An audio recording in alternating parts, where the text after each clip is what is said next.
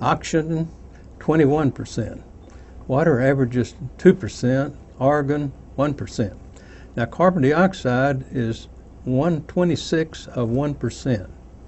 1/26 of 1% doesn't look very convincing. Let's try displaying all the gases in parts per million. Nitrogen is 760,000 parts per million. Oxygen, 210,000. Water, 20,000 average. Argon, 10,000.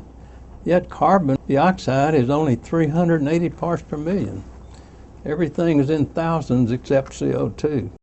Neither percentage or parts per million makes the small increase in carbon dioxide look like it could be causing global warming. To keep the public thinking that CO2 is the culprit, global warming advocates continue to measure atmospheric CO2 in parts per million and other gases in percentages. They also refer to CO2 in the atmosphere in millions of tons, which is a very scary scenario. Since numbers alone are difficult to remember, let's picture an athletic stadium with 10,000 people in the stand. Each fan will represent one part of one gas which makes up the atmosphere. The largest group would be nitrogen, with 7,600 people. The second largest group would be oxygen, represented by 2,100 people. Water would be represented by 200 people. Argon, 100.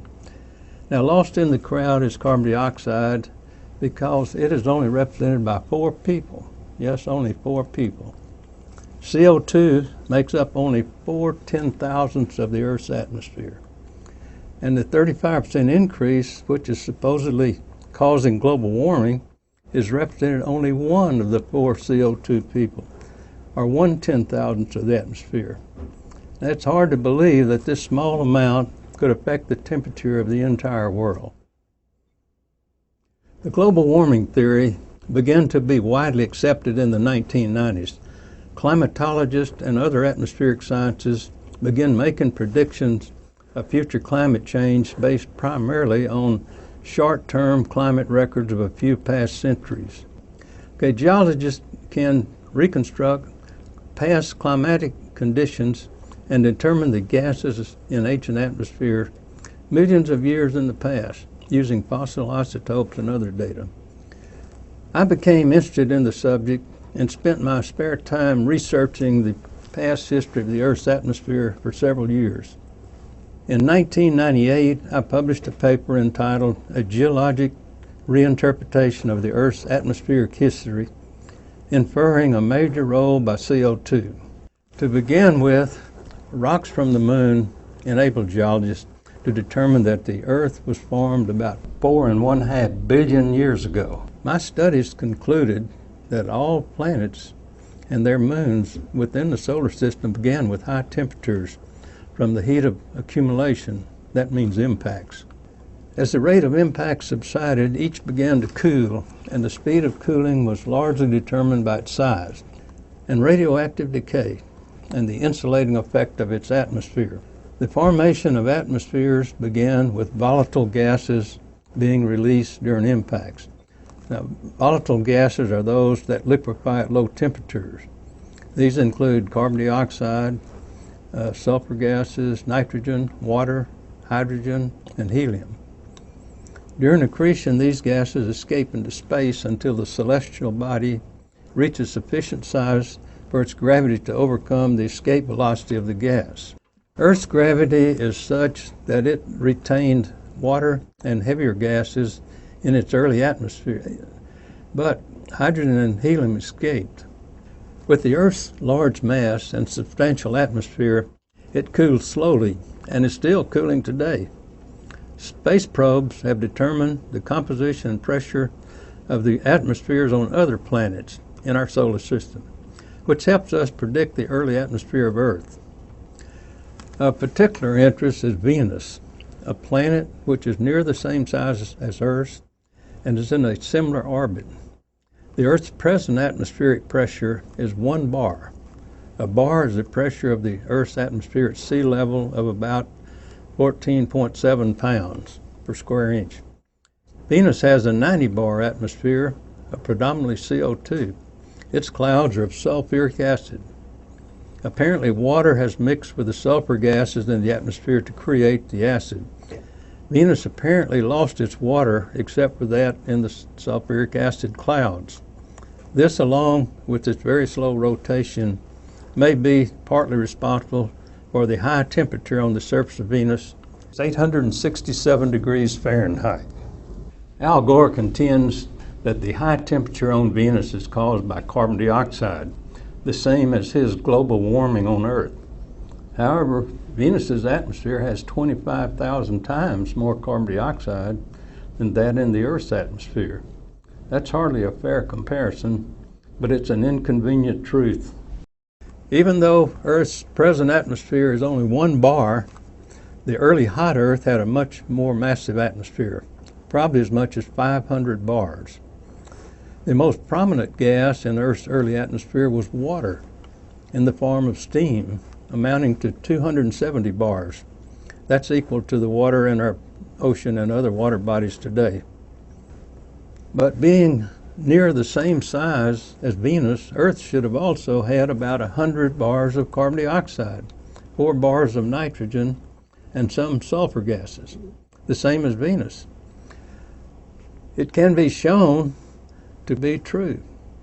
As the early Earth cooled, steam in the atmosphere liquefied to form the ocean.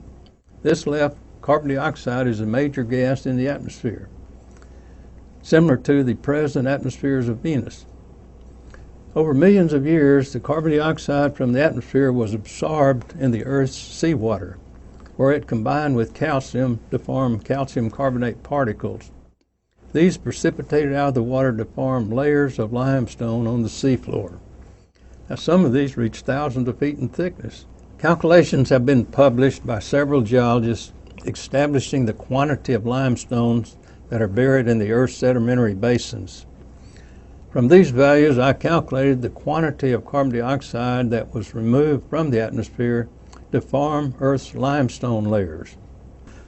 These diagrams are from my paper. The upper graph plots the number of bars of carbon dioxide removed from the atmosphere to form limestones for each 25 million year period, whereas the lower graph shows cumulative bars of carbon dioxide in the sediments. The vertical scale on the left is in bars, and the time scale across the bottom is in millions of years before the present. At least 65 bars of CO2 is stored in the Earth's subsurface. Not included in the 65 bars is a quantity unknown of this limestone, which has been subducted into the Earth's deep ocean trenches. Also, some CO2 from the atmosphere has been stored in coal and petroleum deposits. Some is ingested in our living forests, other living plants, and living animals. The original CO2 in the Earth's atmosphere was probably about 100 bars, similar to Venus. The Earth is now in a cool stage with a very thin 1-bar atmosphere. Apparently, Al Gore agreed with this paper because on July the 1st, 2007, Al Gore published an editorial in the New York Times where he stated, "Earth and Venus are almost exactly the same size and have almost exactly the same amount of carbon. The difference is that most of the carbon on Earth is in the ground, having been deposited there over the last 600 million years. The most of the carbon on Venus is in the atmosphere." Gore ignored the fact that carbon dioxide in the ground came from the Earth's atmosphere.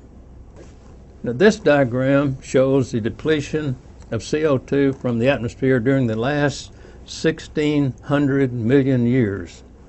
Also, it shows the appearance of life on Earth based on fossil studies.